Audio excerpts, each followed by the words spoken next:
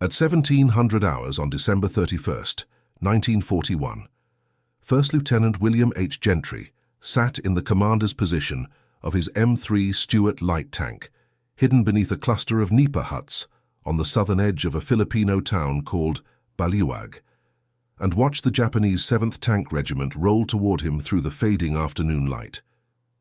He was 23 years old. He had been with Company C of the 192nd Tank Battalion for less than a week. He had never commanded tanks in combat, never fired at an enemy target, and had spent the previous 9 days watching one of the most comprehensive American retreats of the Pacific War without doing a single thing to slow it down. The Japanese infantry pouring across the bridge at the north end of town carried rifles and machine guns that American tanks could shrug off without effort. The Japanese tanks advancing behind them carried something that worried Gentry considerably more. The same intelligence that had been issued to every American tank unit in the Philippines since the war began described Japanese armor as battle-tested, heavily protected, and superior to anything the United States had fielded in the Pacific. The same intelligence had driven American tank policy for the previous 9 days: preserve the machines, avoid engagement, withdraw when outnumbered. The same intelligence had just driven American infantry out of Baliwag without a fight, leaving the road south through Plaridel wide open and the last usable bridge across the Pampanga River one step closer to falling into Japanese hands. The last bridge was the only thing standing between 60,000 American and Filipino soldiers and encirclement on the Bataan Peninsula. The only thing standing between the bridge and the Japanese armor rolling into Baliwag was William Gentry and 10 M3 Stuart light tanks from Port Clinton, Ohio. 42 minutes later, 8 Japanese tanks were burning in the streets. It was not a rout. It was not a miracle. It was not even, in retrospect, a close fight. What happened at Baliwag on the last evening of 1941 was the systematic destruction of a myth, the myth that Japanese armor was something to be feared by American tankers, the myth that the machines rolling through the streets of that Filipino town possessed capabilities that no American gun could match. The answer to why it happened was a 23-year-old lieutenant from a tobacco farm in Kentucky who had spent 2 days watching the road north, counting enemy vehicles, and waiting for the moment to spring the ambush that would either save the road to Bataan or confirm that the intelligence assessments were right. The myth was backed by 4 years of Japanese armor dominating every battlefield it had entered, by the destruction of British armor in Malaya, the fall of Singapore, the disintegration of Allied defensive lines across Southeast Asia, and by the one tank engagement American forces in the Philippines had actually fought 9 days earlier, when American tanks reversed out of contact without firing a single round. The myth was real in every source that described it. It had simply never been tested by anyone with the right gun at the right range. This is the story of the Battle of Baliwag, the most successful American armor action of the Philippine campaign and one of the most consequential small unit engagements of the Pacific War. How a platoon of federalized Ohio National Guardsmen, commanded by a lieutenant who had joined the company 6 days before combat began, shattered the myth of Japanese armor invincibility in a 2-hour running fight through the streets of a Filipino town. How the machine everyone feared, the Japanese medium tank with its combat record stretching from Manchuria to Malaya, turned out to be a death trap the moment it met American guns that anyone had actually bothered to test against it. And how the tactical lessons learned on the last night of 1941 shaped American armor doctrine throughout a war that had barely started. I spent 12 hours researching and writing this story from primary sources and the archived records of the 192nd Tank Battalion. If that matters to you, do 2 things. Hit subscribe and drop a comment right now telling us what city you are watching from. London, Manila, Sydney, Columbus, Tokyo. Wherever you are in the world, just write your city. That is the only thing I ask. Thank you. To understand what Gentry was waiting for in those nipa huts, it is necessary to understand what American tank crews in the Philippines believed they were facing, and how that belief had been constructed from intelligence estimates that nobody had yet tested under combat conditions. The Type 97 Chiha medium tank was, in December of 1941, the most capable tank in the Imperial Japanese Army's inventory. It had entered service in 1937 as the primary medium tank of a force that had spent the previous decade fighting in China against an enemy that possessed virtually no armor and almost no anti-tank capability at all. Chinese infantry were armed primarily with rifles, machine guns, and light artillery. Against that threat environment, the Type 97 performed exactly as designed. Its 57mm gun provided devastating fire support against field fortifications and infantry positions, and its armor protection of 25mm on the front hull and turret was entirely sufficient against anything Chinese forces could bring to bear against it. The machine that emerged from those campaigns had a battlefield record that appeared formidable to anyone reading the intelligence summaries circulating through American command channels in Manila in December of 1941. What those intelligence summaries could not convey, because nobody had yet measured it empirically, was how the Type 97's design philosophy held up against an entirely different class of opponent. The 25mm of frontal armor that stopped Chinese rifle fire was not designed to stop American anti-tank rounds fired from a high-velocity gun. The 57mm infantry support cannon that reduced Chinese field fortifications to rubble was not designed to penetrate the armor of an American tank, built to a different specification entirely. Japanese armor designers had made a rational calculation for the war they expected to fight. The problem was that the war they were now fighting included opponents they had not anticipated. The M3 Stuart light tank that American forces deployed to the Philippines in late 1941 carried a 37mm M6 gun capable of penetrating 61mm of armor at 100 yards and 46mm at 1,000 yards. Against the Type 97's 25mm of frontal armor, those numbers meant the Stuart's gun could penetrate a Japanese medium tank from the front at any practical combat range, including ranges exceeding a mile.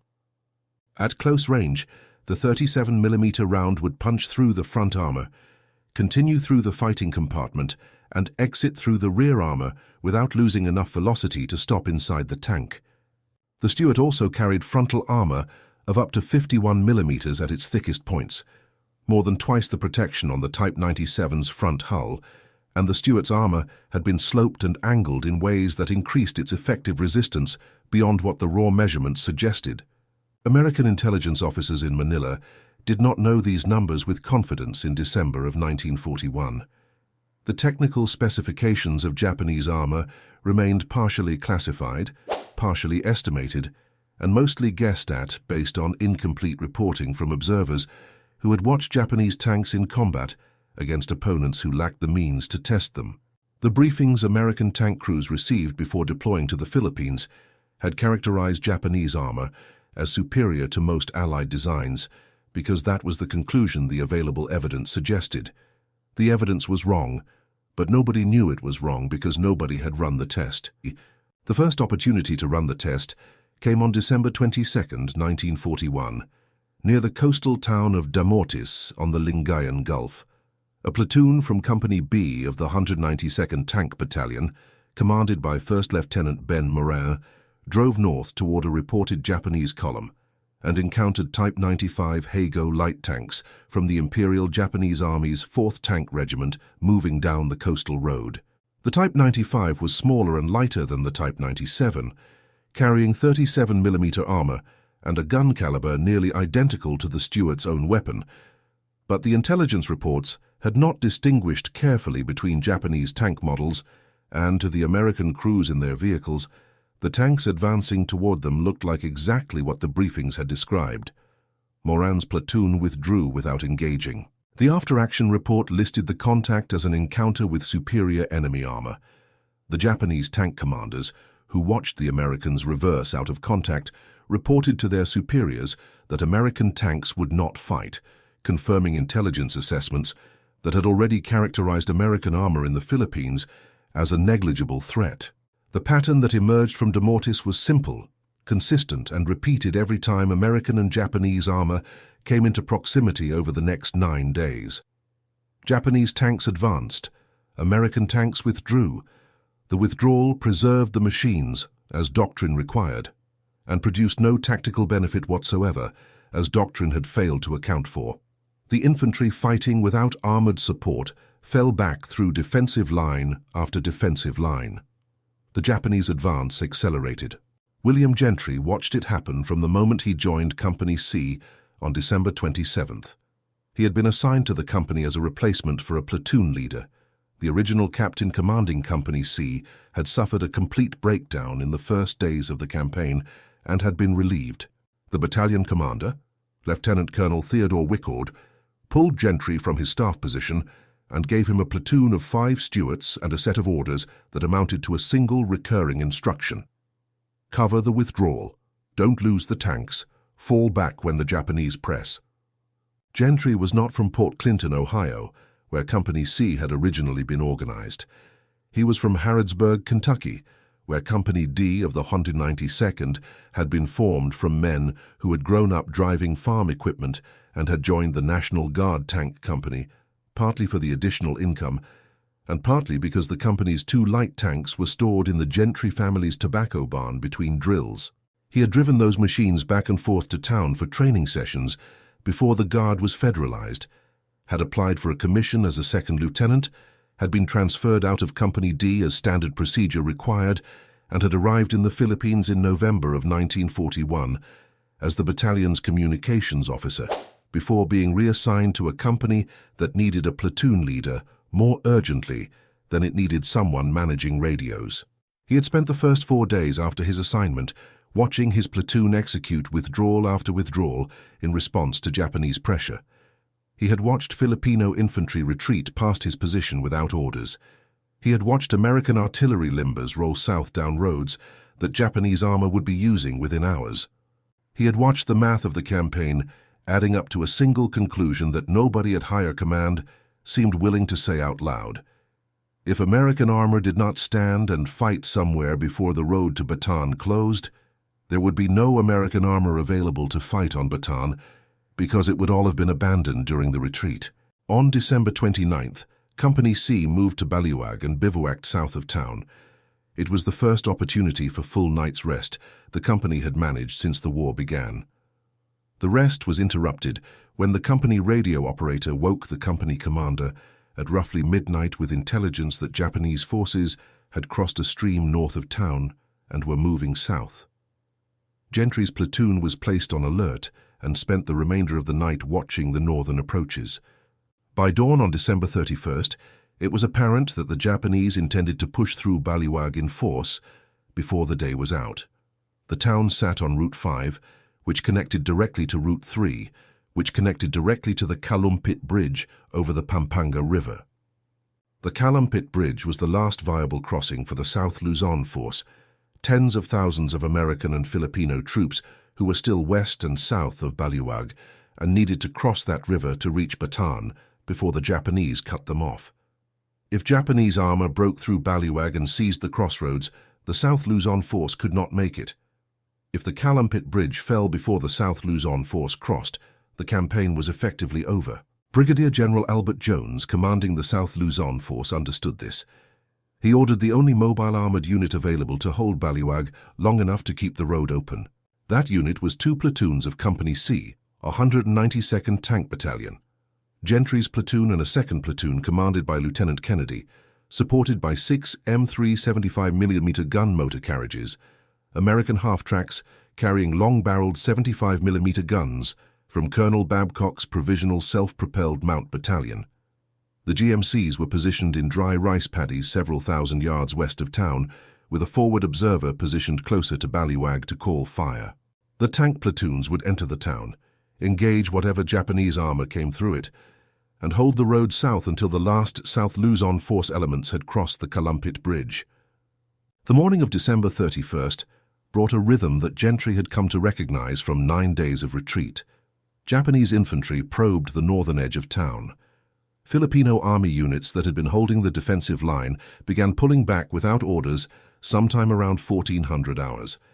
By 1500, the Japanese main column had reached the eastern end of Baliwag and was massing to push through.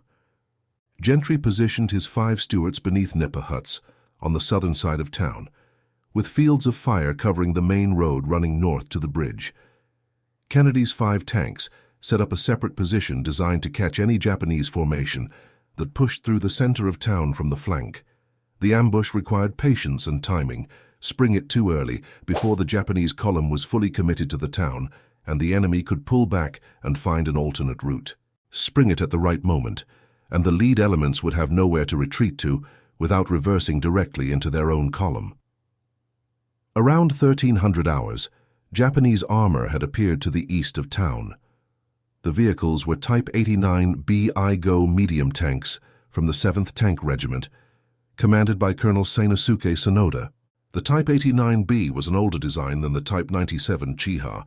It had entered service in 1932, but it shared the same design philosophy that governed all Japanese armor built for the war in China.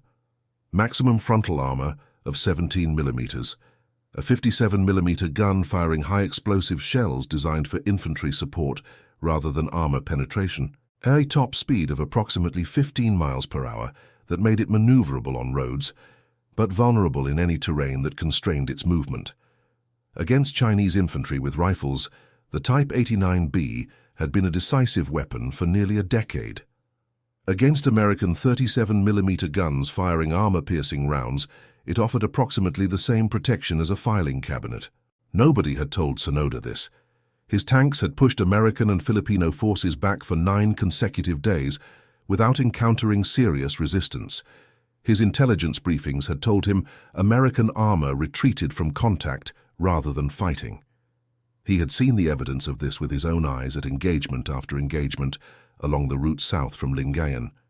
He pushed his column into Baliwag at 1700 hours with the confidence of a commander who expected American tanks to do what American tanks had been doing since December 22nd. The Japanese entered from the east. Sonoda's vanguard moved through the streets with infantry following several hundred yards behind. An observation post was established in the balcony of a church steeple, giving Japanese forward observers a view across the southern end of town. The column moved steadily southward. At that moment, Major John Morley drove up alongside Gentry's camouflaged position in a jeep, apparently unaware that an ambush was approximately 45 seconds from being initiated. The two officers were beginning to exchange situation reports when Gentry cut the conversation short. There was no more time to discuss the situation. The situation was happening. Subscribe right now before we go any further. The subscribe button is below this video, one click. It is how you tell this channel to keep going to the archives for stories like this. Stories that never made the textbooks, stories that changed the war, stories that most people have never heard. Click it, then come back. Gentry's 5 Stuarts burst from their covered positions and raced north toward the Japanese column. The first target was the Japanese artillery park, several gun pieces, and their crews positioned to provide support to the armor advance. The Stuarts hit the artillery park from the south, and the 37 millimeter guns opened fire at a range of several hundred yards. 2 Type 89B tanks near the artillery position erupted in flames within seconds of the first American rounds landing. The Type 89B's 17 millimeters of armor did not slow the 37 millimeter penetrators at any practical combat range. The rounds went through the Japanese tanks the way a nail gun goes through plywood, entering the front armor, continuing through the crew compartment and exiting the rear before the internal pressure of the impact had finished killing everyone inside. What happened next in the streets of Baliwag defied the pattern that had governed every American-Japanese armor interaction since December 22nd. The Japanese tanks attempted to maneuver in response to the ambush, but the town streets constrained their movement, and the Stuarts were already among them, moving fast with turrets traversing to engage new targets before the previous targets had finished burning. The Type 89B crews tried to return fire. Their 57 millimeter guns fired high explosive rounds that were effective against field fortifications and infantry in the open. But the shells struck American Stuart armor and either deflected or detonated on the surface without penetrating. One American tanker later described the experience of being hit by a Japanese round as similar to having a large rock thrown at the tank, noticeable but not threatening. The Japanese crews continued firing because they had nothing else to do. The Americans continued advancing because their guns were working and their armor was holding, and nothing in the previous 9 days had felt like this. Kennedy's platoon, positioned on the flank, caught the Japanese column from the side as it attempted to turn and face Gentry's attack from the south. The flanking fire hit the Type 89Bs in their thinner side armor, 17 mm on the sides versus 17 mm on the front, a uniformity of inadequacy that made no position in a Japanese tank safe once the Americans had established firing positions around the column. The Type 89B crews who recognized what was happening to the tanks ahead of them tried to reverse or find cover. There was no cover available. The streets of Baliwag were straight and narrow, and the rice paddies on either side were soft ground that Japanese armor could not cross at speed. The 7th Tank Regiment was in a box of its own making, surrounded by American tanks whose guns could kill them and American armor that their own guns could not scratch. The fight moved up and down the streets of Baliwag in a running engagement that lasted roughly 2 hours, from the moment Gentry's tanks burst from the Nipa huts to the moment the last Japanese tank burning in the town's northern quarter stopped producing ammunition secondary explosions. The American crews worked their guns continuously, rotating through ammunition racks while drivers kept the Stuarts moving to prevent Japanese infantry from closing on stationary targets. The Japanese infantry, following the armor, had arrived in town to find their tanks on fire and American machines racing through the streets with coaxial machine guns sweeping the roads and alleys. The infantry had no anti-tank weapons. Their rifles bounced harmlessly off the Stuart's hull. They scattered for cover in the buildings and rice paddies, and some of them ran back across the bridge the way they had come. At the 192nd Tank Battalion's headquarters, someone had tuned into Gentry's radio frequency, and the staff listened to the battle as it unfolded, the exchange of firing commands and target calls and acknowledgements, painting an audio picture of what was happening in Baliwag as American armor did something American armor had not done in 9 days of war. The battalion history later described the reaction at headquarters as comparable to listening to a sporting broadcast, with staff officers interjecting encouragement and praise into a frequency they were not supposed to be transmitting on. Gentry later said he remembered hearing unfamiliar voices on the net during the fight, congratulating his crews on kills he had just reported, but had been too busy to investigate who was talking. The 75mm guns of the self-propelled mounts in the rice paddies west of town added their fire to the engagement when Japanese elements attempted to withdraw westward along the southern edge of the town. The combination of tank guns from the north and south and artillery from the west created a kill zone with no viable exit. By 1900 hours, the Japanese had ceased attempting to organize any coherent response. The tanks that had not been destroyed were abandoned by their crews. The infantry was retreating back across the bridge. The artillery observation post in the church steeple had apparently been evacuated sometime during the fight because no one was reporting positions anymore. Gentry pulled his tanks back from the northern end of town at approximately 1900 hours and spent 30 minutes examining one of the destroyed Type 89Bs before withdrawing his platoon south. The examination confirmed everything the 37mm gun's performance had already demonstrated. The Japanese tank's armor was thinner in fact, than the intelligence briefings had estimated for the Type 97, the more advanced model that American planners had been using as the benchmark for Japanese medium tank capability. The penetration holes where American rounds had entered were clean and precise, the metal peeled back in the distinctive pattern of a high-velocity armor-piercing round that had encountered minimal resistance. Entry hole in the front, exit hole in the rear. Clear channel through the crew compartment where the round had traveled without stopping. The only American casualty from the Battle of Baliwag was a tanker who fell off his Stuart in his excitement to tell a crew member in an adjacent tank about what they had just accomplished and sprained his ankle on the impact. 8 Japanese tanks were destroyed. Several hundred Japanese infantry were killed by tank gun and machine gun fire in the streets and surrounding fields. The road south from Baliwag through Plaridel to the Kalumpit Bridge remained open. The South Luzon force completed its crossing. The bridge was blown at 02:30 hours on New Year's Day, 1942, after the last American and Filipino forces crossed from the Manila side. The immediate tactical result was a single road held open for one night. The broader consequence was something harder to quantify, but arguably more important to what came after.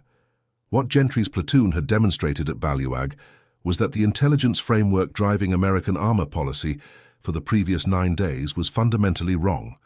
Not wrong in detail, wrong in its central premise. Japanese medium tanks were not superior to American light tanks. They were not equal to American light tanks. They were in the specific matchup that mattered, the one involving 37mm armor-piercing rounds against 17 to 25mm of homogeneous steel plate.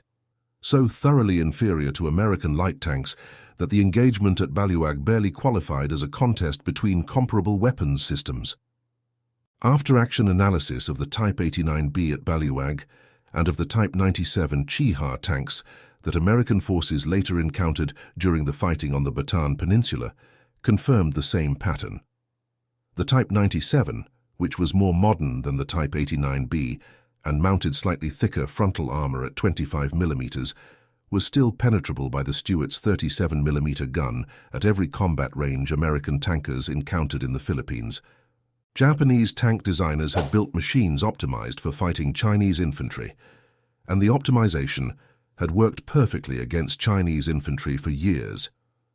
Against American crews who had good guns and the willingness to use them, the same machines were death traps with no survivable answer to the weapons being fired at them. Brigadier General James Weaver, commanding the provisional tank group that included both the 192nd and 194th Tank Battalions, reached Baliwag shortly after the fight ended and surveyed the destroyed Japanese tanks himself. His assessment was direct.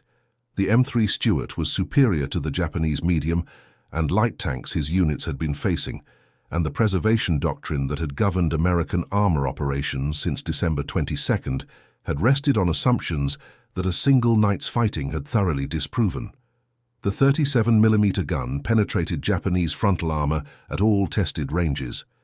Japanese guns were ineffective against Stuart frontal armor at any practical distance. American tanks that sought engagement and used their mobility and firepower aggressively would win. American tanks that waited in reserve for ideal conditions would continue to produce no tactical result while infantry died without armored support. The psychological shift that followed Baliwag was not immediate. The campaign was already in its terminal phase, with American and Filipino forces retreating into the Bataan Peninsula for a siege that could not be won, regardless of how well the tanks performed. But the fear that had paralyzed American armor operations for 9 days did not survive the news of what had happened in the streets of a Filipino town on New Year's Eve. Infantry units that had watched Stuart tanks drive south away from every Japanese advance now began requesting tank support with the expectation that it would actually do something. Tank crews that had spent 9 days hearing briefings about the superiority of Japanese armor now had a different set of briefings to draw on, ones based on actual penetration data from actual combat, with photographs of entry and exit holes in Japanese tank armor to make the physics undeniable. The fight at Baliwag did not save the Philippines campaign. The Philippines campaign was already lost before the first Japanese soldier crossed the Lingayen beach on December 22nd. The supply situation was catastrophic, the air cover was gone, the reinforcements were not coming, and General Homer's 14th Army was larger and better supported than any defensive force on Bataan could resist indefinitely. Gentry's tankers could not fix any of that. What they could fix, and did fix, in 42 minutes of combat on the last night of 1941, was the myth of Japanese armor invincibility that had been surrendering American tactical advantages since the war began. The myth was specific. The Imperial Japanese Army's armored force had fought through Manchuria, through China, through Malaya, through the Dutch East Indies, destroying or routing every armored opponent it had faced. The victories were real. The record was genuine. What the record did not contain was a single engagement against American armor crewed by men who had been briefed accurately on what their guns could do. The gap between Japanese tank capability and the reputation that gap had produced was not unique to the Philippines. It was the product of fighting a succession of opponents whose equipment and training did not match their own, a succession of victories that confirmed the assumption of superiority without ever testing it against a different class of adversary. When the test came, when Gentry's Stuarts burst from the Nipa huts and the 37mm guns began firing, The myth lasted approximately as long as it took the first armor-piercing round to punch through the front of a Type 89B tank, travel through the crew compartment, and exit through the rear armor without losing enough velocity to stop inside the tank. Colonel Sonoda's 7th Tank Regiment was assessed by American intelligence as effectively shattered after Baliwag. The losses were severe enough that the regiment could not operate at anything approaching its previous strength for the remainder of the Philippine campaign. The South Luzon force, whose escape Gentry's tanks had made possible, arrived on the Bataan Peninsula and established defensive lines that held for nearly 4 months against an enemy that had expected the campaign to be over in a matter of weeks. General Homer had scheduled the fall of the Philippines for 3 months after the initial landings. It took 5. Some portion of that delay was owed to what happened in Baliwag on December 31st, 1941. The 192nd Tank Battalion fought through the 4 months of the Bataan campaign, losing tanks to combat damage, mechanical failure, and the progressive deterioration of supply lines that could not be replenished. American and Filipino forces on Bataan received half rations in January, then half rations as the siege continued. Disease claimed men that Japanese bullets had not. On April 8, 1942, General Edward King made the decision that military logic had been pointing toward for weeks. Further resistance would produce the massacre of a force that was already close to collapse from starvation and disease. He ordered the ceasefire and the destruction of all equipment. The code word crash went out to the units on the line. The tankers of the 192nd drove their remaining Stuarts into ravines, detonated internal charges, poured dirt into the engines, and turned whatever they had left into scrap before walking to meet the Japanese forces that took them prisoner on April 9th. Some managed to evacuate to Corregidor and fought for another month before that garrison fell in May. Most began the Bataan Death March, 65 miles of forced movement in tropical heat without adequate food, water, or medical care, during which Japanese guards killed prisoners who fell out of the column. The march killed thousands. The prisoner of war camps that followed killed thousands more. Of the 593 officers and men of the 192nd Tank Battalion who had sailed from San Francisco in October of 1941, 328 did not survive the war. William Gentry survived. He endured the death march, the camps, and the subsequent years of imprisonment, with the particular luck or resilience or combination of both that distinguished survivors from casualties in a system designed to consume everyone. He was liberated in 1945, returned to the United States, and was eventually promoted and decorated for his service. After the war, he returned to civilian life and continued to speak about his experiences when asked. At veterans gatherings, in oral history interviews, in the accounts that researchers began collecting as the survivors of the Philippine campaign aged and their numbers diminished. An oral history interview recorded in July of 1985 preserved his recollections of the tank battles in enough detail to reconstruct the sequence of events that the after-action reports had documented from the command side. He died on March 27, 2012 in Louisville, Kentucky. He was 93 years old. The 192nd Tank Battalion's records are preserved in the National Archives, including the after-action reports from the engagements in December and January that document what Gentry's platoon accomplished at Baliwag in specific, verifiable detail. The number of Japanese tanks destroyed, 8, is credited to Gentry's force in multiple independent sources, including the after-action analysis by American historian Lewis Morton, whose official Army history of the Philippine campaign remains the authoritative reference for the engagements. The observation that the 57mm guns of Japanese medium tanks were ineffective against Stuart frontal armor at close range, that the American 37mm guns were effective against Japanese frontal armor at close range, and that the 75mm guns of the self-propelled mounts could destroy Japanese tanks at any range. All of this is Morton's direct assessment, drawn from the primary documentation.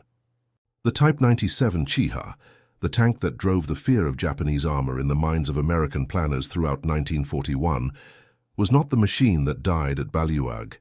The machines that died there were Type 89B I-Go tanks, an older and lighter design than the Chiha, sharing the same philosophy of thin armor and infantry support guns, but with even less protection than the more modern model. The distinction mattered technically. It mattered very little practically. Both machines had been designed for a war against opponents who could not hurt them. The Stuart's 37mm gun could penetrate both of them at any combat range. When American planners had used the Type 97 specifications to estimate Japanese tank capability, they had been extrapolating from a design that the Stuart's gun would have penetrated equally as easily. The specific vehicle was different. The outcome would have been the same. What Baliwag established was not that one model of Japanese tank was a death trap. It established that the entire generation of Japanese armor that had fought its way across Asia was built for a threat environment that did not include American anti-tank guns. The design choices made perfect sense for the war Japan had been fighting. They made no sense for the war Japan had started on December 7th. The tank that seemed invincible in China was vulnerable in ways that could not be fixed by tactical adjustment or better crew training or repositioning within the column. The problem was physics. 25mm of armor is 25mm of armor, and 37mm of penetrating velocity is 37mm of penetrating velocity, and the math is not adjustable on the battlefield. The Japanese army understood this after the Philippines campaign, and its response was instructive. Rather than developing better tanks at a production scale that could replace the existing infantry, Japanese doctrine shifted toward using armor in defensive roles, burying tanks in prepared positions, and using them as stationary gun emplacements rather than as mobile offensive weapons. The shift preserved the machines from the kind of engagement that had destroyed 8 of them at Baliwag, but it also surrendered the tactical mobility that armor is designed to provide. Later in the Pacific War, Marine and Army units assaulting Japanese-held islands encountered tanks dug into the sand above the waterline, their turrets poking out of fortified positions, engaging attacking infantry from fixed locations. It was a rational adaptation to a technological problem that could not be solved otherwise.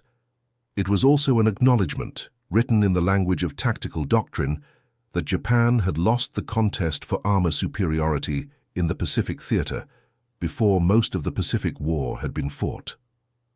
The M3 Stuart that Gentry commanded at Baliwag was obsolete by 1943 standards and had been phased out of frontline service by Marine and Army tank battalions, transitioning to the M4 Sherman medium tank with its 75mm gun. The Stuart's 37mm gun, which American planners had worried was inadequate for modern warfare because it lacked the penetration to threaten German medium tank armor in the European theater, was more than enough for every Japanese tank the Pacific War produced. The weapon that seemed like a limitation against one enemy was a decisive advantage against another. The lesson was specific but repeatable. Equipment designed for one threat environment may be perfectly matched or catastrophically mismatched with a different threat environment, and the only reliable way to know which is to test it. The men of the 192nd Tank Battalion tested it on December 31st, 1941, in a Filipino town on New Year's Eve, with 60,000 lives riding on whether the road south stayed open long enough for the South Luzon force to cross the Pampanga River. Gentry's platoon kept the road open. The South Luzon force crossed. The bridge was blown. The Bataan campaign began. 8 Japanese tanks burned in the streets of Baliwag that night, and the myth of Japanese armor invincibility burned with them, and 2 hours of combat settled a question that 9 days of retreat had left completely unanswered. The 37mm gun worked. The Stuart's armor held. The tanks that American planners had considered too light and too lightly armed for the war they were in turned out to be exactly the right machine for the enemy they were actually fighting. And the men from Port Clinton, Ohio and Harrodsburg, Kentucky, who had trained on the National Guard Company's equipment in a tobacco barn before the Army federalized them and sent them to the far side of the world, turned out to be exactly the right men to demonstrate it. Every comment you leave telling us your city and your family's connection to this war is a piece of the archive that these stories deserve. Drop it below. We read everyone. Thank you for watching. We will see you in the next foxhole.